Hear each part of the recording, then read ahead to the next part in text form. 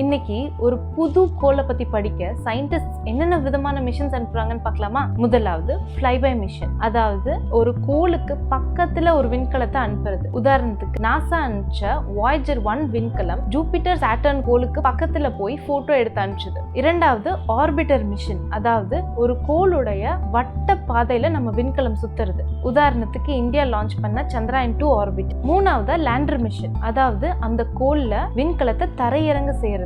உதாரணத்துக்கு NASA launch பண்ண inside lander. நான்காவது ரோவர் மிஷன், அதாவது விண்கலம் அந்த கோள்ல மெதுவா நகர்ந்து போய் சுற்றுச்சூழலை கவனிக்கிறது. உதாரணத்துக்கு நாசா அனுப்பிச்ச பர்சிவரன்ஸ் ரோவர். ஐந்தாவது சாம்பிள் ரிட்டர்ன் மிஷன், அதாவது விண்கலம் அந்த கோளுக்கு போய் அங்க இருக்கிற மண்ணோட சாம்பிள் எடுத்துட்டு வருது. உதாரணத்துக்கு இந்தியா அனுப்ப போற சந்திராயன் 4 மிஷன். இந்த மிஷன்ஸ் எல்லாம் சக்சஸ் ஆனதுக்கு அப்புறம் ஆறாவதா மேன் மிஷன், அதாவது ஆஸ்ட்ரோநாட்ஸே அந்த கோளுக்கு அனுப்புறது. உதாரணத்துக்கு அப்போலோ 11 மிஷன்.